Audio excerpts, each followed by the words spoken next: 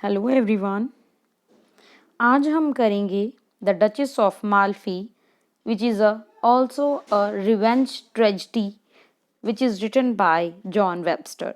John Webster के दोबारा लिखी हुई ये एक और रिवेंज ट्रेजिडी है द डचेस ऑफ माल्फी। इसके बारे में डिटेल से डिस्कस करेंगे। शुरू करते हैं। ये 5 एक्ट का एक प्ले है और इसका फुल नेम है the tragedy of the Duchess of Malfi और ये 1613 में लंदन इंग्लैंड में लिखी गई है ये ट्रेजिडी और पब्लिश इसको 1623 में करवाया गया है। यह जैकोबियन एरा में लिखी गई है और ये एक रिवेंज ट्रेजिडी है और इसकी सेटिंग रखी गई है इटली, रोम एंड मिलान में और ये बेस्ड है एक रियल इटली की डचेस ऑफ अमाल्फी पे बेस्ड ये स्टोरी है। तो देखते हैं करेक्टर लिस्ट देखते हैं। सबसे पहले देखते हैं, बहुत ध्यान से हमने करेक्टर समझने हैं। डचेस है ये विडो है, छोटी उम्र में ही इसके हस्बैंड की डेथ हो जाती है और ये जो डचेस है बहुत जवान है, ब्यूटीफुल है, ठीक है। और इसकी मेड सर्वेंट है वो है कैरी ओला और इसके 2 ब्रदर्स हैं डचेस के ब्रदर हैं कार्डिनल एंड फर्डिनेंड। और आगे है एंटोनियो, ये एक खजांची है इस पैलेस का, यानी कि इस राज्य का, डचेस का। और ये फ्रेंड है एंटोनियो का डेलियो। और बोसेला ये स्पाई का काम करेगा। मैं बताऊंगी किसके लिए स्पाई का काम करेगा और क्यों करेगा। ये जूलिया है, ये जूलिया का करेक्टर भी है, ये इसके बारे में बताऊंगी। ये जूलिया है, ये मैरिड है और ये इसका हस्बैंड है कैस्ट्रूशियो। तो अब शुरू करते हैं हमारा प्ले, इसकी समरी। तो शुरू में होता क्या है, एंटोनियो और डेलियो है जो दोनों फ्रेंड्स हैं वो बातें कर रहे हैं किसके बारे में, डचेस और इसके 2 भाइयों के बारे में बातें कर रहे हैं। वो बातें कर रहे हैं कि जो डचेस है वो बहुत ब्यूटीफुल है और अभी तक उसने शादी नहीं की है और वैसे उसके जो भाई हैं वो बहुत क्रूअल हैं, वो नहीं चाहते कि इसकी बहन की शादी हो। क्यों नहीं वो चाहती, इसके कई कारण हैं। क्योंकि उसके जो भी जायदाद है, जो भी पैसा है, वो अगर ये शादी करेगी तो उनके हाथ से चला जाएगा। अगर वो शादी नहीं करेगी तो सब उनके ही है ना, इसलिए वो चाहते हैं वो उसकी बहन शादी ना करे। तो क्या है जी, ये जो फर्डिनेंड एंड कार्डिनल है ये दोनों अपनी सिस्टर यानी कि डचेस को बोलते हैं कि तूने शादी नहीं करनी। तो ये मान जाती है कि मैं शादी नहीं करूंगी, ठीक है। तो क्या ये बात बोलकर ये वहां से चले जाते हैं, रोम में चले जाते हैं। तो इसके बाद क्या होता है, इनके जाने के बाद डचेस शादी कर लेती है। किससे शादी करती है, ये एंटोनियो से ही शादी कर लेती है डचेस। किसकी प्रेजेंस में, सिर्फ इसकी शादी के बारे में इसकी जो मेड सर्वेंट है इसको ही पता होता है और इसके बिना किसी को भी नहीं पता होता। मगर जो फर्डिनेंड है ना, जाने से पहले ये एक काम करके गया था। वो जो बसोला है उसको छोड़ के गया था कि तूने क्या ध्यान रखना है, जासूसी का काम करना है कि हमारी एब्सेंस में डचेस किसी से शादी ना कर ली।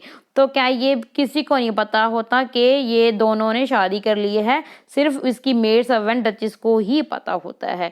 तो 9 महीने बीतते हैं तो ये बच्चे की माँ बनने वाली होती है, डचेस एंटोनियो के बच्चे की माँ बनने वाली होती है। बेसोला को शक तो होता है कि वो प्रेग्नेंट है, मगर वो मतलब टालते रहता है एंटोनियो। तो एक दिन क्या होता है, एंटोनियो बोलता है कि डचेस का ऑर्डर आया है कि कोई भी ऑफिसर बाहर नहीं आएगा आज की रात, कोई भी। और उसने सारी जो चाबियां हैं रूम की अलग अलग ऑफिसर्स की वो भी मंगवा लेती है। क्यों नहीं वो, क्योंकि उस दिन उसको लेबर पेन हो रही थी और उसने एक बच्चे को जन्म दे दिया उस रात को, जिस दिन उसने किसी को भी बाहर निकलने के लिए बोला था, ठीक है, ना निकलने के लिए बोला था। तो आती है, यानी कि ये बताती है मेड सर्वेंट एंटोनियो को कि वो एक बेटे का, यानी कि बाप बन गया है, यानी कि उसको डचीज ने बर्थ दिया है एक बेटे को। तो ये होती है कहानी। तो बसोला क्या होता है जी, ये इसके और इसके बीच में एक बार बात होती है, तो थोड़ा सा इनमें झगड़ा सा भी हो जाता है, और ये बसोला चाहता है भी इसको कैसे न कैसे पता चल जाए, और इसने एक इसको डचीज को फ्रूट भी दिया था, और उस फ्रूट के खाने के बाद ही ना उसको लेबर पेन भी शुरू हो गई थी। तो क्या है जी, वो एंटोनियो तो बोल रहा है, उसको ये समझाता है, क्या तूने इसमें कुछ जहर थोड़ा मिलाया था, कोई बात नहीं है, ये तो बीमार हुई हैं, तो बस ये इनकी ऐसे ही बात है, खत्म हो जाती है। तो क्या है, एंटोनियो और बसोला की एक दिन और बात होती है, तो एंटोनियो की उसकी पॉकेट से ना हॉरस जो होती है, कुंडली होती है ना, वो गिर जाती है, तो वो उसको मिल जाती है बसोला को। तो बसोला को तो एक प्रूफ मिल गया ना, एक एविडेंस मिल गया, तो अब ये बात पहुंचाना चाहता है इन डचीज के ब्रदर्स के पास, रोम में ये सारी बात बताना चाहता है, ये मैसेज लगाना चाहता है कि उस डचीज ने शादी कर ली है और वो एक बच्चे की माँ बन चुकी है। तो ये उनको पता तो चल जाता है, और 1-2 साल और बीतते हैं, तो डचीज और 2 बच्चों को जन्म दे देती है।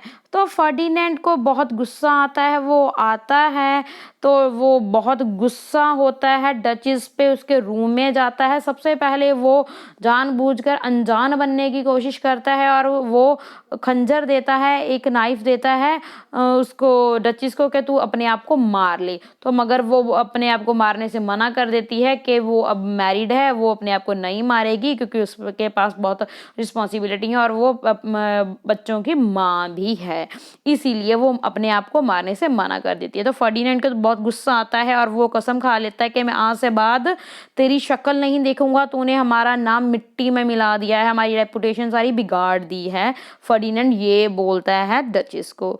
तो ये उसके बाद फर्डिनेंड इसको, डचीज को अपने ही महल में कैदी बना देता है, और रात को क्या होता है, ये इसको बहुत टॉर्चर करता है, डचीज को टॉर्चर करता है, अंधेरे में जाता है और उसको बहुत टॉर्चर करता है, जैसे मरे हुए मतलब लोगों का किसी का हाथ उसके ऊपर फेंकता है ताकि वो डर जाए, और पागलों को भी उसके पास मतलब भेजता है ताकि उसका वो शोर मचाए, इसकी नींद सब कुछ हराम हो जाए।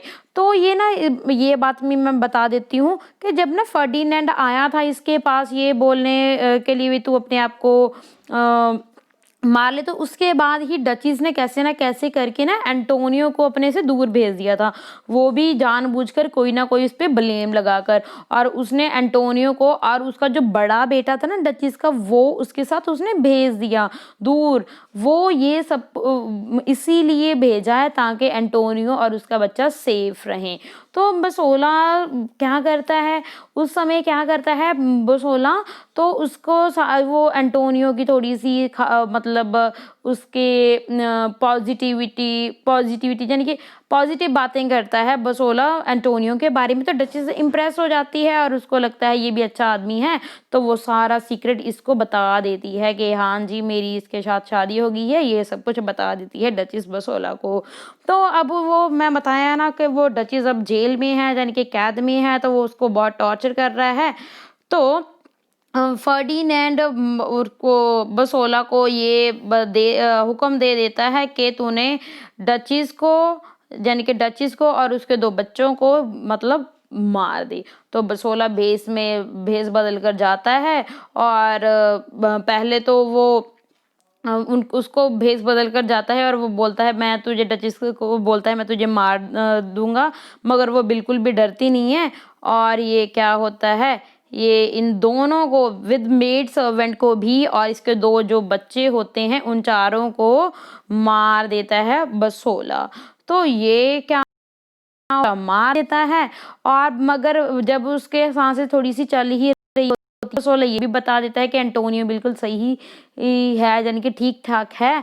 तो सुबह जब ये आता है फर्डिनेंड आता है, उसकी लाशों को देखता है, अपनी सिस्टर की लाशों को देखता है तो वो बिल्कुल पागल हो जाता है और ये इसका रिस्पॉन्सिबल वो बसोला को ही बोलता है कि मैंने ऑर्डर दिए थे मगर तुझे ये ऑर्डर नहीं मानने चाहिए थे। ये मतलब इसका मेंटली अपसेट हो जाता है इसका ये ब्रदर फर्डिनेंड।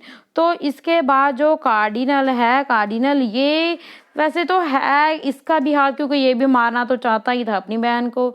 तो कार्डिनल भी क्या है, वो अब ये चाहता है कि ये एंटोनियो को भी मार दिया जाए।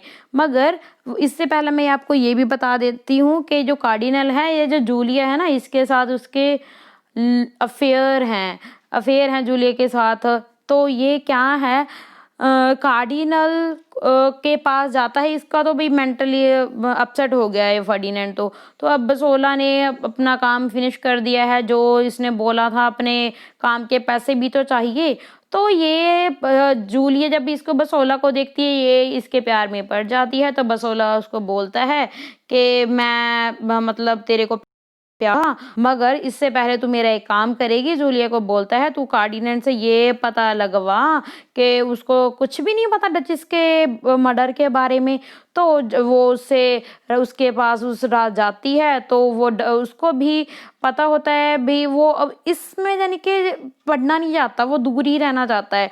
तो इसलिए ये जूलिया को एक किताब देता है और वो बोलता है इस किताब के किस कर। तो उस किताब पे किस करने के बाद वो मर जाती है। क्यों मर जाती है? क्योंकि उस किताब पे जहर लगा होता है। तो जूलिया का तो हो गया काम तमाम। तो उसके बाद क्या होता है, कार्डिनल अब बसोला को बोलता है भाई तेने अभी इसको भी मारना है, तो इसको भी मारना है। अब मगर जो बसोला है उसको बहुत गुस्सा आ रहा है, वो एंटोनियो को मारना, इसको बचाना चाहता है। तो अभी इसको बसोला को बहुत गुस्सा आ रहा है। तो एंटोनियो भी आता है यहाँ पे इनके पास, कार्डिनल के क्या पता।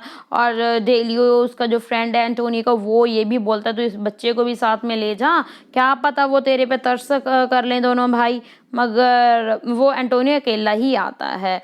तो होता क्या है, वो महल में आता है कार्डिनल एंड फर्डिनेंड। वो फर्डिनेंड तो फिर कार्डिनल सभी अपने जो ऑफिसर्स हैं वो उनको फिर सारे को बोल देता है कि कुछ भी हो जाए मगर किसी ने भी बाहर नहीं निकलना। तो ये होती है डील। तो सबको बोल दिया गया है कि किसी ने बाहर नहीं निकलना। तो जानबूझकर नहीं, अनजाने में बसोला ना एंटोनियो को मार देता है। तो इतना गुस्सा आ जाता है उसको कि वो उसको तो मारना चाहता है और नहीं बचाना चाहता था, और अब ये एंटोनियो को ही मार दिया। और अब दोनों को ये मारना चाहता है बसोला। तो इन कार्डिनल और बसोला के बीच में झगड़ा शुरू हो जाता है, लड़ाई शुरू हो जाती है। बसोला बहुत गहरे गहरे घाव दे देता है कार्डिनल को, और उसके बाद फर्डिनेंड भी आ जाता है और इसी जंग में यानी कि इनकी लड़ाई में आ जाता है। तो कोई बाहर भी नहीं आता ना, क्यों नहीं आता? क्योंकि कार्डिनल ने तो बोला था कि कोई भी बाहर नहीं आएगा, मैं ऑफिसर्स को, तो कोई भी बाहर नहीं आता। तो ये यानी कि एक दूसरे के बहुत गहरे गहरे एक दूसरे को घाव दिए। तो इसी वजह से ये भी मर जाते हैं, ये भी मर जाती हैं। एंटोनियो भी मर गया है, जूलिया भी मर गई है। तो अब प्ले में क्या होता है, तो अब होता क्या है, लास्ट में इस प्ले में जो उसका फ्रेंड है एंटोनियो का, वो आता है। किसके साथ आता है? जो एंटोनियो को जो सबसे बड़ा बेटा होता है उसके साथ आता है। और उसके आने के वो आता है स्टेज पे, क्योंकि वो ही अब उसका पालन पोषण करेगा और वो ही अब राज्य पाठ संभालेगा। यही है आज का हमारा प्ले। This is a revenge tragedy. Bye bye. Comment section में बताना क्या है। बहुत से बच्चे ऐसे भी होते हैं कि वो सारा पढ़ा दिया मगर किसी को पता नहीं होता अभी क्या पढ़ाया है, इसीलिए आपने बताना है क्या पढ़ा है और सारा भी जो मेन कैरेक्टर हैं, जो भी समझ नहीं आया तो आप पूछ भी सकते हो without any hesitation. Thanks for watching, keep on learning and keep on watching. क्या पढ़ा है बताना ज़रूर।